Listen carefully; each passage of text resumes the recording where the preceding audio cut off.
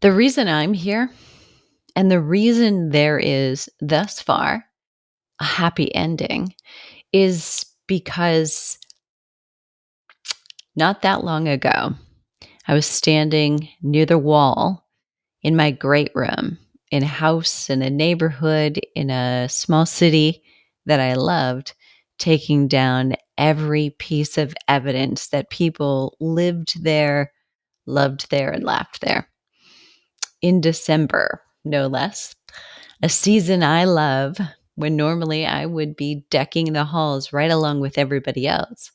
I was removing every potential stitch of it being a place where someone new touring it to try on as a potential home for themselves could see themselves and not me. The realtor said people need to be able to picture themselves there, and to have them linger, they need to feel they're not intruding, and they will if your personal items are still there. So, how ironic was it that my realtor called at the very moment there are tears streaming down my face as I'm taking down pictures? What timing, I thought. That was back in 2013. That was in December, and that was the year that on January 16th, I finally had summoned the courage to turn in my resignation and actually gave the letter making it official. I would resign from a job that gave me flexibility, mid six figure income, where I lived in a home I owned, no debt, drove a car I loved and owned, again, no debt, and had a nice little sum in the bank for rainy days. And ended all of that safety, security, and had no net. I was my own net. I was riding the white horse myself. There was no partner, no spouse, no one to fall back on, no silver spoon. I'm sure you can relate, many of you.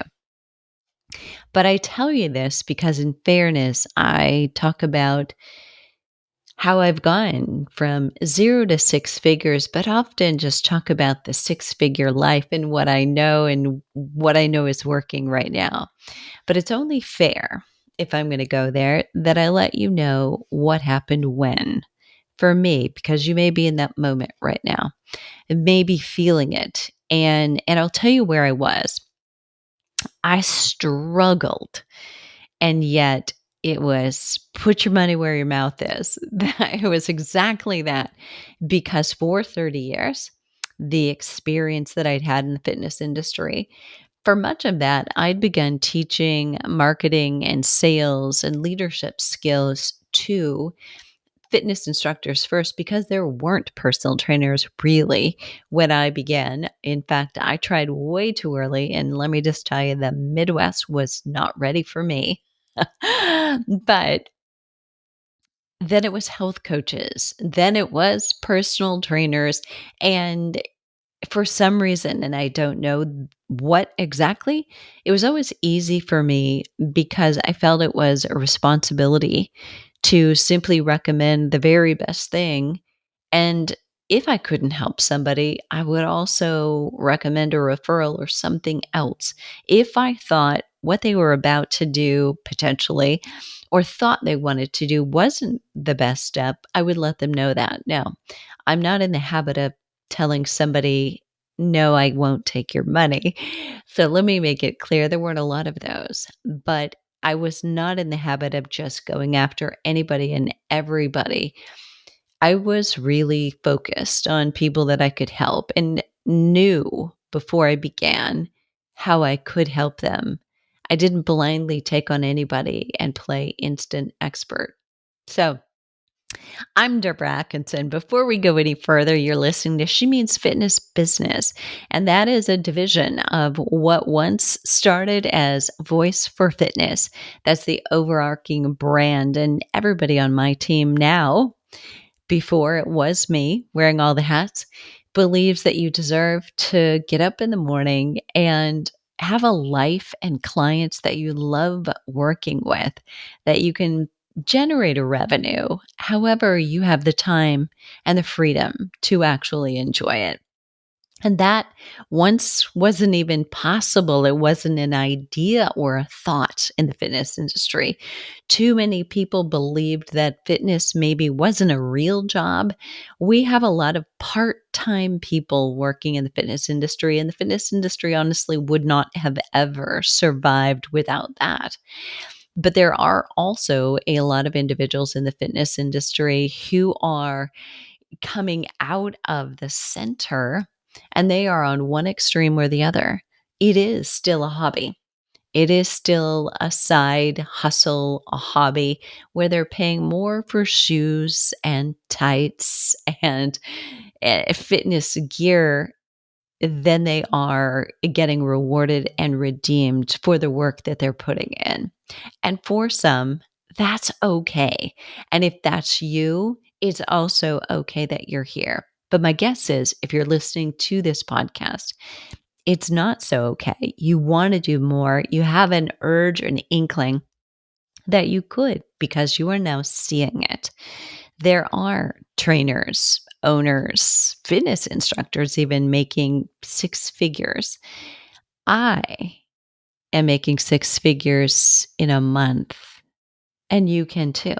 Never ever would I fathom that. And still today, I pinch myself about that being true.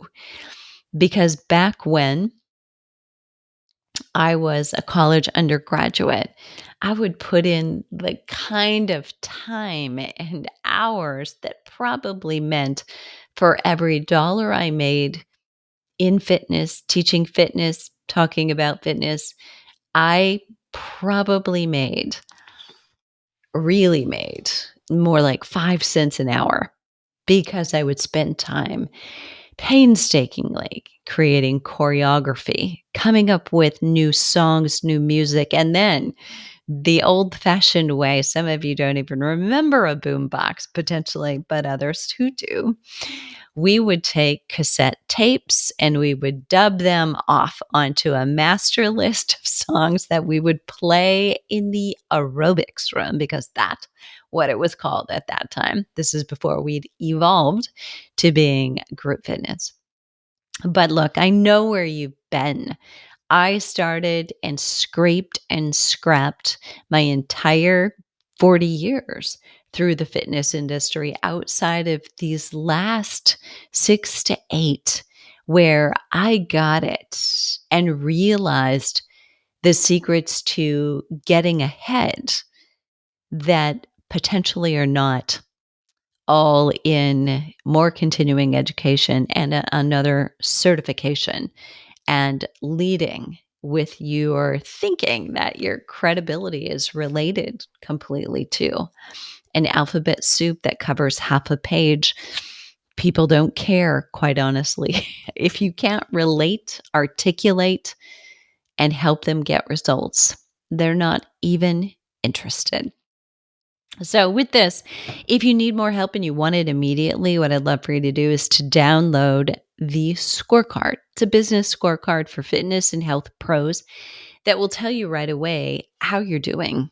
You do the self assessment in about 2 minutes, and then ideally decide what to work on. And my suggestion would be put that away in a place that's not buried and get it out again every month and see, have you made progress? And if you're making the right progress, my bet is that you're getting more steady and stable leads that are more like your ideal client, and you're converting more and more of them to customers, paying customers that you hold on to and that shout about you to their friends. And that's my wish for you. But let's go back to this story because every story, every good movie has a plot twist. And I was a great student. So it was all unicorns and rainbows for a while I was in college. Isn't that a great place to be, by the way? It is so safe, so secure. Generally, somebody else is paying the bills. Maybe not for you. I got very lucky. My grandmother had attended the same university in 1927. She graduated, and it was very important to her that she help all of her grandchildren with continuing education. And so she funded a great deal of my undergrad.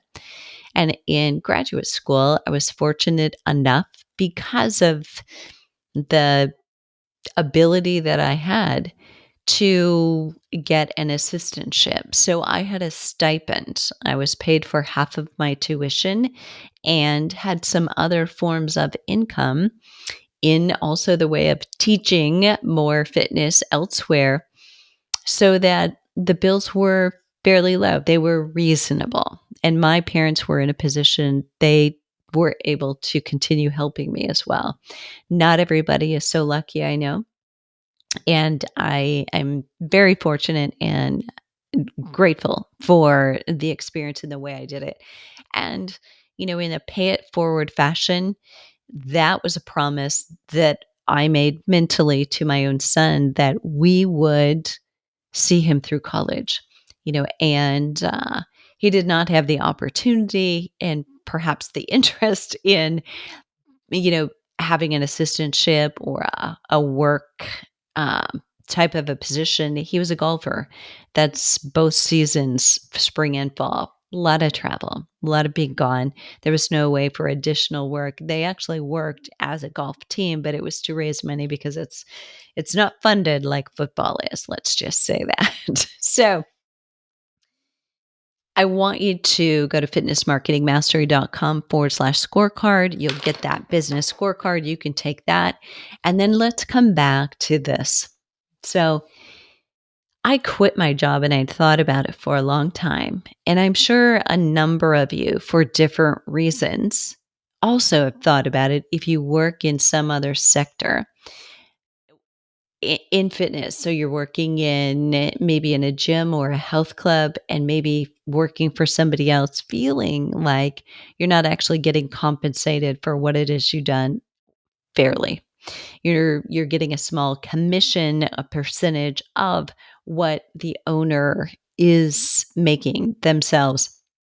And a part of that I tried desperately to explain to many of the personal trainers who worked for us, my team, is my goal was to teach them all how to market and promote themselves and to sell themselves so that we could give them a higher commission. The problem was they wanted it all. They wanted to be fed by someone else who'd sold those people and then simply to do the training, but wanted a high commission rate. Commissions generally in any industry come from selling. So we had to take a portion of that commission that they wanted and give that to the sales team who was closing. So when you know how to sell and you know how to do it in a way that feels ethical for you, not sleazy, not salesy, not pushy, you can earn far more, number one, and you can be full more regularly. Now, look, we're talking about 2006 and 7 and 8. Do you remember what was happening then? The economy was tanking. We were in a state of people still not necessarily all believing that personal training was affordable or for them. Prior to that, the 10 years prior to that, even harder. There were fewer of us actually doing it, and we were doing it when we were apologetically. I remember distinctly, and I can't tell you the last year this was true, but I remember charging $35 for an hour personal training session. And that was me driving to someone's home. So imagine spending an hour, but fortunately for me, we're not talking LA. So it took me probably 15 minutes at most, 15 minutes at most from wherever I was to that home and from that home to my home or where I was going next. So we are still talking an hour and a half for $35. Now, look, at this point, I don't even do a discovery call for 30 minutes for that. I wouldn't do that. simply because number one, I don't have to. The demand is far too great. And I believe, and so do those signing up, the value of the information you get could be life changing. If you find out why you are making mistakes that you unintentionally thought were the right thing and doing them repeatedly, and we fix that when you leave the call, if you don't do anything further with me, you will have changed the results that you get for the rest of your life. Changed your health, changed your fitness, changed your body composition, your disease risk. It's that simple. People now know it. But this is 2024 as I record this. Back in 1987, let me just tell you, there was a lot of education that had to be done before you could even convince someone that personal training or exercise beyond maybe going for a walk here and there was something they needed to do. So, from my taking down all of those personal belongings from my wall to 2 months later, when finally I had only $13,000 left in my bank account and an offer from relatives for a loan, but with interest that again put me in tears. Number one, to have to be in this position. Number two, to think about having to pay back with interest. I mean, at that point, I was so low, I couldn't imagine ever having enough money to pay back with interest. It is an amazing place that I wouldn't recommend. I don't wish on anybody, but it gave me empathy for people who are broke and bankrupt and homeless, seeing how quickly something could spiral out of control. Where the year before I was making more money than most people in the middle of the Midwest, in a very conservative place, and living debt free, never having had a real money problem. Now, I've had a few overdrafts in my life, but let's just call that irresponsible me in my 20s.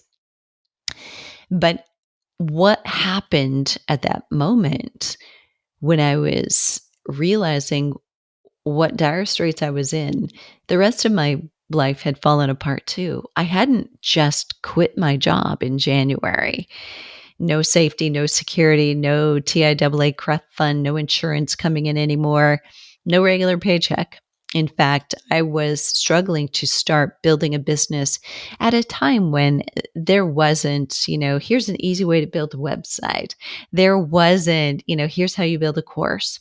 Here's Thinkific and Teachable and platforms where you can build courses. That didn't exist at that point. I was trying to take a lot of courses, spending $2,000 here and another $2,000 there, and working individually with a coach and piecing it together myself, because there was an example out there of what a good website for fitness looks like with a membership. I had to figure it out. And when all of that was happening, I was so alone. I didn't know where to go. I didn't know who to turn to.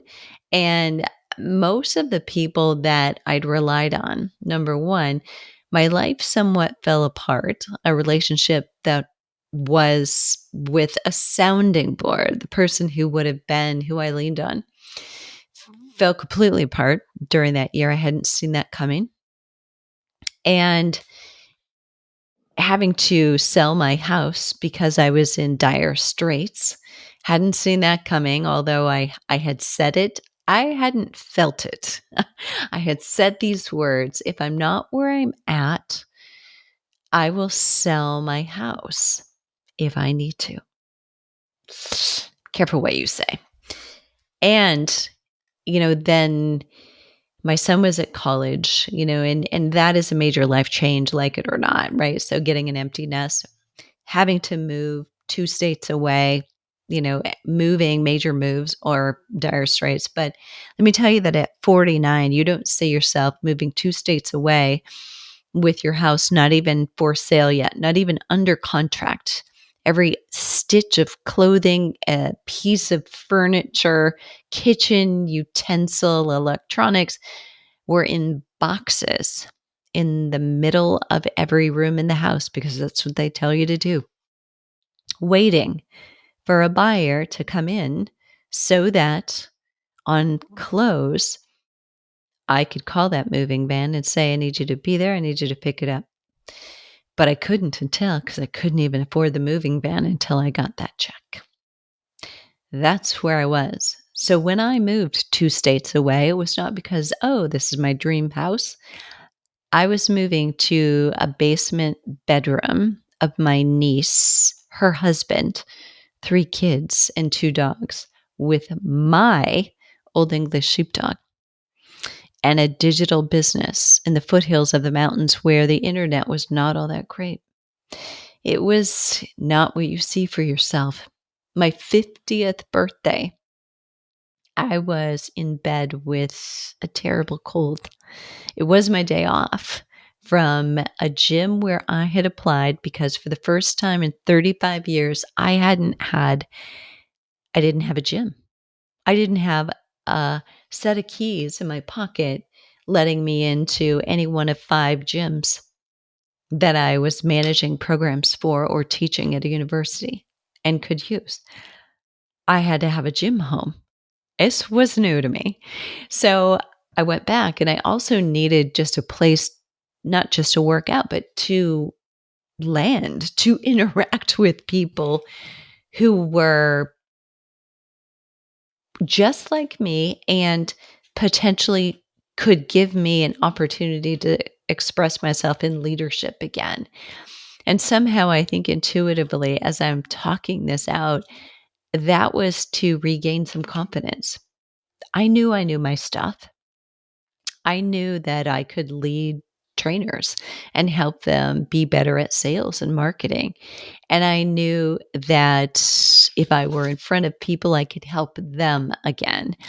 Although I hadn't been doing much personal training for over 10 years, I started again on a limited basis. But what I really started is full circle. I began working at the front desk, checking people in and folding towels. Yes, at 49. And that is how I started my career. My first job out of college was working the front desk, checking people in, folding towels, and doing whatever else had to be done at the front desk. And so that was an aha moment, also very humbling. And yet I highly recommend it. Working at the front desk, I met a lot of people. I knew the regulars. They knew me. Now, this was an independent gym in Boulder, Colorado, with the likes of Miranda Caffrey, who is a world triathlete, by the way, her husband, Timothy O'Donnell, many world-class triathletes checking in, walking through, swimming beside me in the lanes in the pool, changing clothes in the locker room, and met Frank Shorter, who comes in once or twice a day in order to work out, ride the bike. And it was a fantastic moment to be a little surreal for so many reasons. But those kinds of moments, you never forget who you are, and who you are, you either rise above or you sink into the position that you're in. I chose to rise above. I distinctly remember the very first day I arrived, it was February 1st, and I went into the gym on a Saturday morning. I drove the 10 hours, it's actually 11 or 12, I think, but time change helped me. Um, I arrived at about 4 because we got in such an early start, 4 p.m. unpacked, went to bed, got up in the morning to go to the gym with my niece's husband. He was going to a bike workout, and I just wanted to do some strength training, walk around, get familiar, comfortable with the gym, and oversee or get an overview of what the trainers' interactions with their clients look like, what the rooms were like. And I will never forget, I got in the pool, actually. I went swimming because I was in my swimsuit in the steam room. And there I was in the steam room sitting next to two or three naked women in the steam room. And one of them turned and said to me, and I could see only a very little, it was very steamy and very small. I said, "You're not from here, are you?" And I said, like, "Excuse me?" I'm thinking, "No." And I'm thinking, "How do you know that? It's practically dark in here because of so much steam." And she's like, "Usually people don't wear their suits in here." So that's what I figured. I'm just like, "Oh, but I just got out of the pool, so why wouldn't I do this?" That's kind of what I'm thinking. It's kind of weird. And later, by the way, I was there 6.5 years. I still wore my suit, just saying. But I was like, "Okay, I'm having a conversation. We're going to do this with a naked woman sitting beside me." And so she introduced herself, talked a little bit about, what she was doing. I said, "I am, starting an online business for women in menopause." And she's like, "Oh, wow, that's really cool. And you're starting over and you just got here." And I'm like, "Yep, yep, midlife crisis. I did." Mhm. And, there's irony in when I knew I was leaving, because 6 years later, there was a septic tank backed up in the mountain home that I was living in at the time. I had two guests. My son and his then girlfriend were there for Christmas, and it was the Sunday before Christmas, the 23rd. Now, I want you to think about that, okay? So on a Sunday, the 23rd, the next day is Christmas Eve, right? And Christmas, it's cold in the mountains. I think it wasn't icy, but it was definitely snowy. And my son hadn't been there, maybe for the year before he was. There were other people in town who were relatives staying at my niece's, who is now 12 minutes down the mountain. And they wanted to meet Allison, the girlfriend. So I was hosting on Sunday 14 relatives. And so the soups, the chili, all on the stove, ready to go. And I hear this noise from downstairs. "You might want to come down here," they said. I'm like, "I'm riding the bike. Can it wait?" And no, nope, you should probably come down here right now. By the time I got there, there's 1 or 2 inches of water in the basement floor. I'm like, "What happened? Like, is this the stool backed up? What is going on?" No, it's from the laundry room. The septic tank drain is backing up. And I immediately got on the forum. I said, "Does anybody have, what would you do in this case? You know, um, who would you call? Is there a plumber that you would call?" Again, please remember, the Sunday before Christmas, December 23rd. All right. So within 15 minutes, bless my neighbors, I had no less than three wet vacs at my back door. I owned one and didn't know I ever wanted one, but there you have it. You sometimes do. And so I go downstairs. By the way, this is how I knew that my son's girlfriend was the one. She's downstairs in her pajamas with a cell phone in one hand and the wet back in another, taking care of business for me. So as I was trying to cancel brunch and tell everybody, "Look, I'll send the kids down with the soups. You can host it at your house, and I'll come down if I can. I don't know if I'll be able to or not, but I'm gonna have to wait for probably insurance and an inspector and the landlord and whatever else has to happen, and do the best cleanup that I can in this space." So it was pretty much a mess. But to speed ahead, the mitigation process of, getting the damage assessed, realizing all of the drywall, the floor was ruined, was a wooden floor, had to come out, all of it. So my furniture in every single room had to be moved. Some of it needed to be thrown out because it was exposed to mold and it was wet and ruined. And um, getting trucks up and down a mountain, big, heavy trucks, and sometimes it's going to take, when you've got a problem like that, was a challenge because some days they were scheduled. They would get to the bottom and say, "It's too slippery. We can't do that. We can't go up that. We won't make it." And so it took months. It was late March, early April before it was done. So during all that time, you know, it was icy and cold, yes, and yet still there's mold in the house. It was warm enough to live in. So um, I kept getting sick in April and May, and I was like, I'm going to have to test it because I think there's still mold here. And indeed, there was.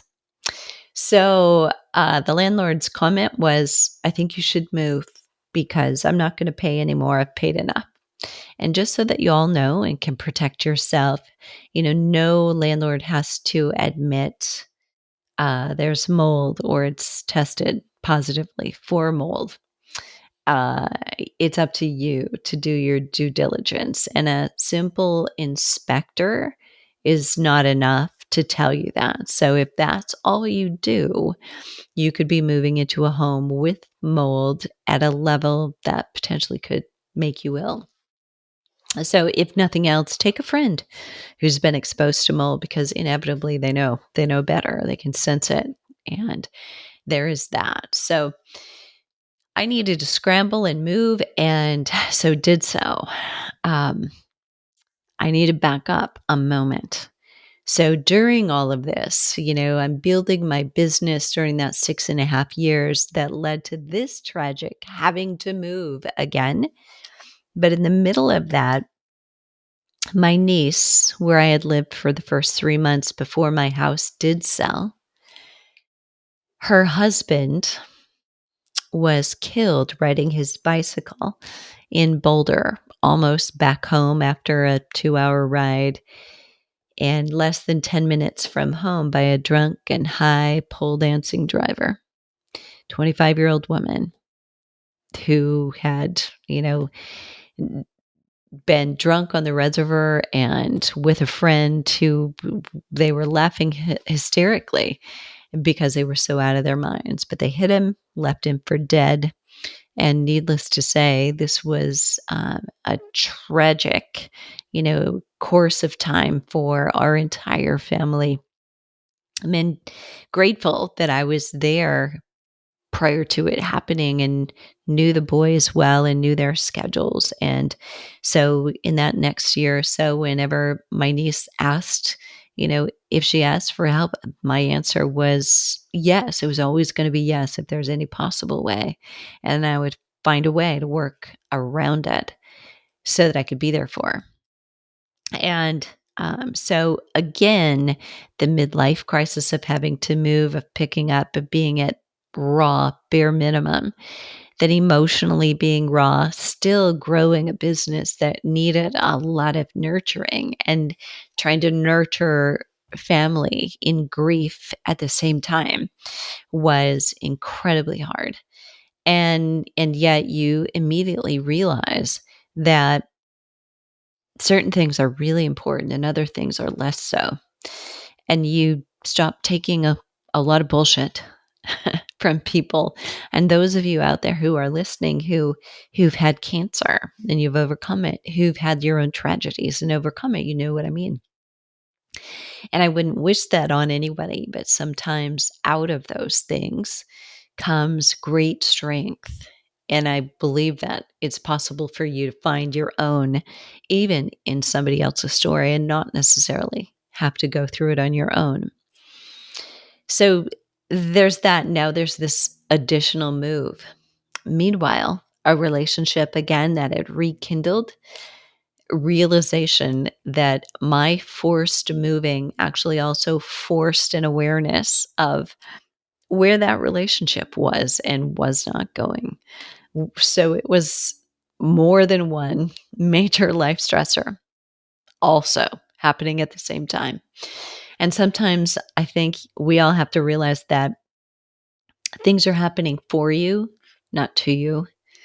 And it was that, you know, drove something in me that I didn't realize that. I was letting myself pretend because maybe somewhere really down deep, I did know. Maybe I did know. That's the way that this was going to go. And so now I know. So here I am thinking I won't stay in Phoenix. That was just an easy place to find a house quickly. I had just been there for 2 weeks. It's like, it's lovely, it's warm. And yes, it is warm. I can vouch for that. But then the pandemic came.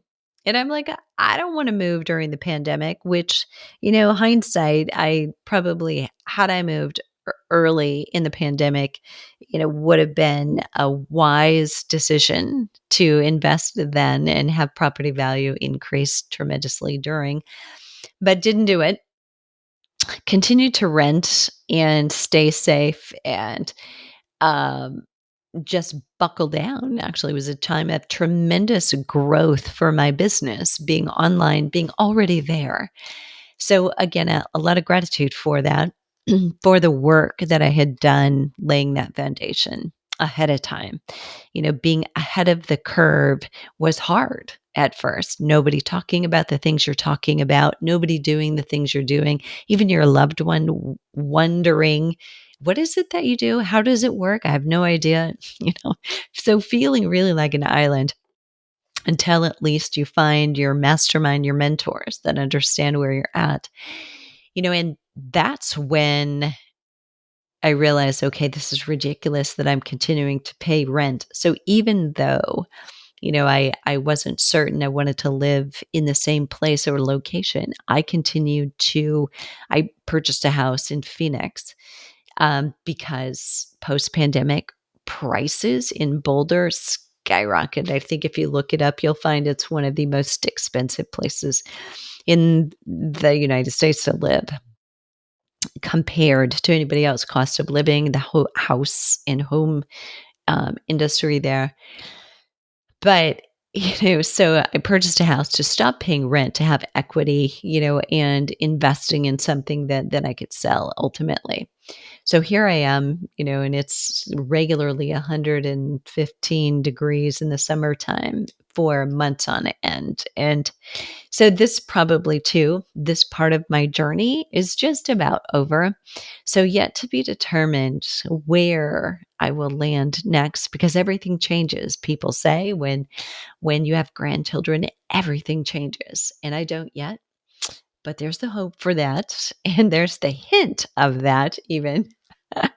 And so what I want you to take away from this is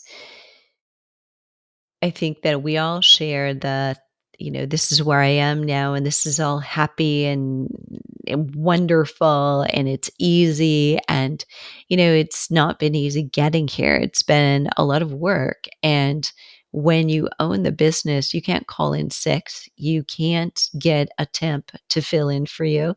You, you are it, and you step up. And I remember distinctly when we were going through the aftermath of the tragic death, somebody had said to me, you're still present. You're still, out there. You've had a record month. How is it that you're still doing that? And I think, My friend JJ Virgin also said this about being at her son Grant's bedside, but in a way, it helped me to have that distraction. It helped me to be able to flip switches both ways. Not that I would reach for a tragedy in order to escape the work, but I did the best I could being fully present in both places when I was there.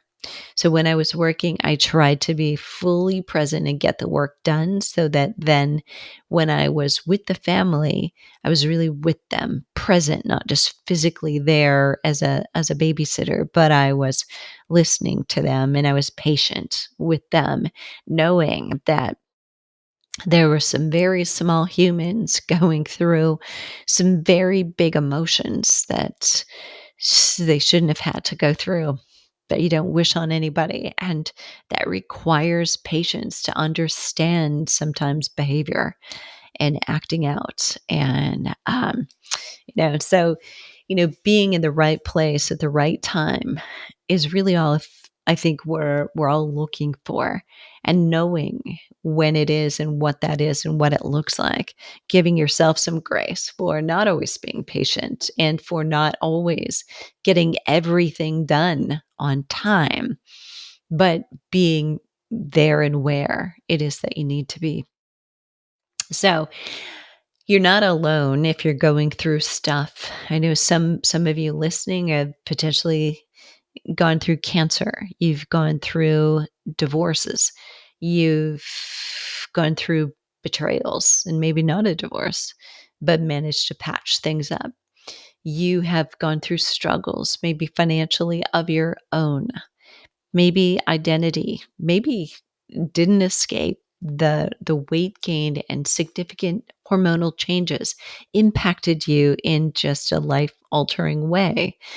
There's so much that any one of us as women goes through, and our emotional wiring makes it impossible to totally silo and isolate, segregate from where you are. So just to know that it's a safe place, that if you need a place to talk, I'm a firm believer that, we don't say, but, it's be professional, or, that's personal. It's all personal, especially if you own the business.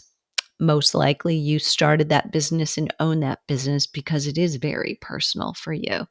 There is something down deep about needing to do this and wanting to. And I don't mean financially necessarily. Some of you don't have the financial need. And if I could give you something, I might give you 5 minutes where you did. Because when you're there, you will operate like a smarter businesswoman, because otherwise it's just so easy to say, well, I can afford this, I can buy this. And I know, because I did this for years, running what I call a side hustle, although don't know that I was hustling all that much. um no bank would have given me a loan based on the way I was operating this business. I the potential was there for doing a lot of things, but if we really did a product assessment, a product profitability worksheet was one of the things we go through with our Fitness Marketing Academy participants. It gets real serious real fast, that you're not making any money. You're spending a lot of time, and what you've created is just another job for yourself, but with greater responsibility, because you have to keep all the plates spinning at the same time. If that's what you have, there's a way out. And I hope you realize that you've got to change the way you're doing it. It's not just a matter of roll up your sleeves and get to work. You have to know what kind of work, which direction do you run, what's just costing you time and energy and maybe also money, but not bringing you in revenue, or most importantly, profit. I hope that gave you some insight into why we're here, where this business was born from, especially this podcast, because this is This is a reality for a lot of people. Life is messy. And as you're building your business, there is nothing that will help you more with personal growth than building a business. As you become the leader that it will take to establish true successful entrepreneurship, you'll have more growth, personal growth opportunities than you'd ever imagined. So be ready. They're coming. And by the way, they're not all bad, they're wonderful. For more details, you can visit the soon to be Fitness Marketing Academy, which right now should be forwarding to you to fitnessmarketingmastery.com. And you can go to get that scorecard at /scorecard. Everything will be in the show notes. So you can connect with us. You can watch over my shoulder as I lead others in thriving business that is flipping 50. And you could join us as a fitness professional at fitnessmarketingmastery.com or fitnessmarketingacademy.com. You can learn a little bit more about becoming a Flipping 50 fitness specialist and joining the Fitness Marketing Academy, where we teach you how to build a business. It's not just another certification. It's how do I make money doing this and have freedom and the finances so that I can enjoy life too. Thanks so much for joining me here.